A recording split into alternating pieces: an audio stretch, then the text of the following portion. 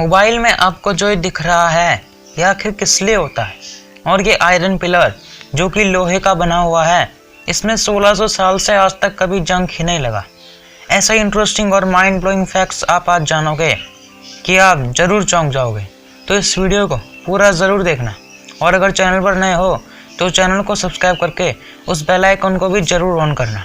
Fact number 11, मान लीजिए कि आपके घर में एक नल है और उस नल से हर सेकंड एक एक बूंद गिरती रहती है।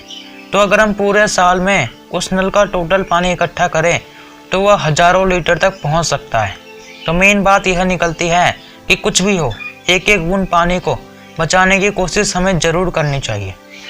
फैक्ट नंबर 10, अगर कोई किसान हर बार एक ही फसल उगाता है तो उसकी ज़मीन कुछ सालों में इतनी खराब हो जाएगी कि उस ज़मीन पर कोई भी फसल नहीं उग पाएगी। इससे बचने के लिए किसान क्रॉप रोटेशन मेथड का उपयोग करते हैं। इसमें होता क्या है कि किसान हर बार अलग अलग फसल एक ज़मीन पर उगाते हैं। इससे ज़मीन की फर्टिलिटी यानी उर्वरक क्षमता बनी रहती है। फैक्ट नंबर 9, सर्दी जुकाम खांसी आपको तो ज़रूर हुई होगी, पर क्या आपको पता है कि इस तरह की बीमारियां वायरल इन्फेक्शन यानी वायरसेस के द्वारा होती हैं।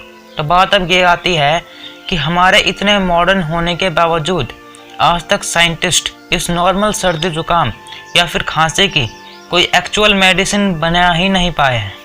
जी हाँ, आपने बिल्कुल सही सुना। आप बोलोगे कि सर्दी जुकाम के वक्त डॉक्टर तो हमें कफ सिरप देते हैं और उससे हमारी सर्दी जुकाम भी बंद हो जाती है। पर दोस्त, ये बीमारी कफ सिरप की वजह से ख़त्म नहीं होती है।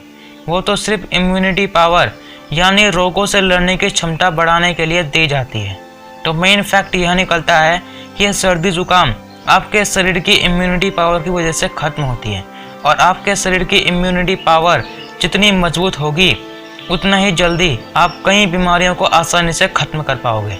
फैक्ट नंबर 8, मरकरी एकमात्र ऐसा मेटल है यानी धातु है जो लिक्विड यानी तरल रूप में रहता है, और यह थर्मोमीटर में भी इस्तेमाल किया जाता है। फैक्ट नंबर 7, आपने चुंबक यानी मैग्नेट को तो देखा ही होगा, और ये मैग्नेट मैग्नेटिक फील्ड बनाते हैं जिस फील्ड में दूसरा कोई ऑब्जेक्ट इनसे अट्रैक्ट होता है। पर मैग्नेट्स के साथ साथ हमारी बॉडी के पार्ट्स जैसे ब्रेन और हार्ट भी मैग्नेटिक फील्ड प्रोड्यूस करते हैं।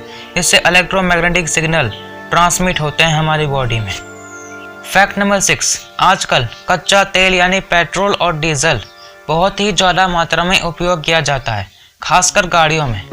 लेकिन सन 1859 में दुनिया की सबसे पहले कच्चे तेल की खान पेनिसिल्वानिया यूएसए में बनाई गई थी, और यहीं से कच्चे तेल के तरह तरह के उपयोग होने शुरू हो गए। फैक्ट नंबर 5, मिट्टी, ज़मीन, धरती, लैंड जो हमारे जीवन का सबसे उपयोगी अंग है, इसमें करोड़ों की मात्रा में माइक्रो ऑर्गेनिज्म यानी सूक्ष्म जीव होते हैं, और इन माइक्रोब्स की वजह से ही ज़मीन की उर्वरक क्षमता, फर्टिलिटी, मजबूती बनी रहती है। इनके बिना मिट्टी रेगिस्तान की रेत की तरह हो जाएगी, और इससे पता चलता है कि माइक्रोब्स भी हमारे जीवन के लिए कितने ज़रूरी पार्ट हैं। फैक्ट नंबर 4, डेनमार्क कंट्री एक ऐसा देश है जहां ज़्यादा मात्रा में विंड मिल्स मौजूद हैं। इन विंड मिल्स की मदद से वहां की 25% बिजली का उत्पादन किया जाता है, और इसलिए डेनमार्क को द कंट्री ऑफ विंड्स भी कहा जाता है। फैक्ट नंबर 3, दिल्ली में एक आयरन पिलर है जो कि कुतुब मीनार के नज़दीक स्थित है। यह आयरन पिलर 1600 साल पुराना है। यह 8 मीटर ऊंचा है और इसका वजन 6 टन यानी 6000 किलो है। इसकी एक सबसे अनोखी बात है कि यह आयरन पिलर जो कि लोहे का बना हुआ है, इसमें इतने 100 सालों से कभी जंग ही नहीं लगा। जैसा कि आप लोगों ने देखा ही होगा कि जब लोहे का सामान खुले में छोड़ दिया जाता है तो उसमें नॉर्मली जंग लग जाता है, पर इस पिलर में बिल्कुल भी जंग नहीं लगा।